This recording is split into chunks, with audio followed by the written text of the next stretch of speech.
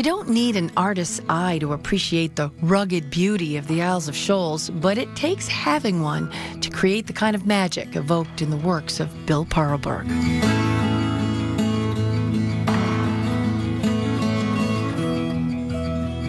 Some of this work I do plein air. I love to paint outside. The Seacoast artist spends a week a year as a steward on Smutty Nose Island, capturing those feelings. You go out there and it's about the breeze and the sky and the sun and the birds. A display of some of his watercolors hanging in Portsmouth's Kennedy Gallery. In fact, that's the Haley House. That's where you stay. That is the Haley House. That is right on Smutty Nose. And as is this, and this, and this. They're just part of his Smutty Nose watercolors and drawings of 80s Portsmouth exhibit as the Kennedy Gallery's featured artist of August 2018. There's pencil drawings as well as his pen and inks. Those are all the originals that are up on that panel. The 80s work documents iconic places frozen in time. The original Gillies food wagon, the steeple in Market Square, the bread box and beverage barn on Islington. Every detail from the power lines to the prices, precise.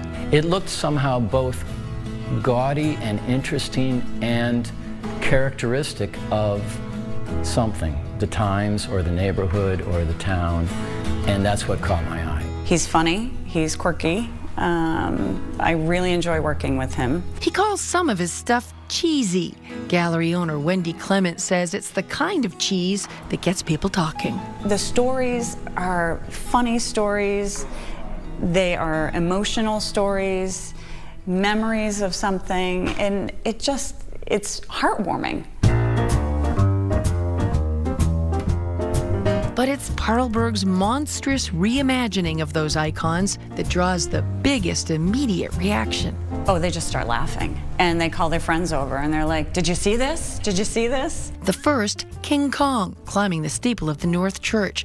A quick drawing he put on the cover of a local magazine he ran in the 80s. It wasn't a grand plan or anything. It was just for fun. And people loved it. And so then I did one of the tugboats, a giant squid with the tugboats, and then a lobster with the Wentworth. A challenge when you're allergic to shellfish. I bought a lobster, dead one, cooked one, and posed it. And I drew it, I sketched it for several days. It started to smell. Then came Godzilla, or a monster that looks just like it, attacking the Memorial Bridge. And that was the first one I planned ahead, and I thought, okay, this is going to be a big change. I'm going to do this on purpose because it has to do with a big change in town. 3D glasses included. Look at that. Oh, that's awesome. It takes a little work, but it looks cool, and it's also kind of cheesy. So again, It's totally cheesy. it's kind of cheesy and kind of humorous.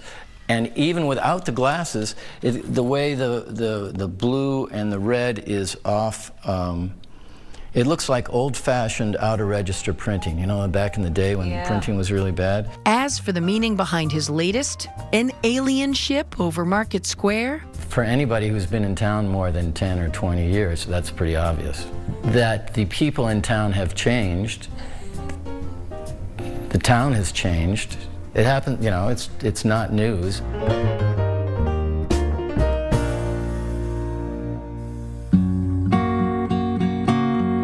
The Hampton native works out of a shed he converted into a studio behind his Kittery Point home, full of watercolors, pens, pencils, and inspiration. I spent years trying to make things look like a tree or the sky or the church steeple. And then after I sort of had that down, then I wanted to work on the composition, about the arrangement of things on shapes on the paper.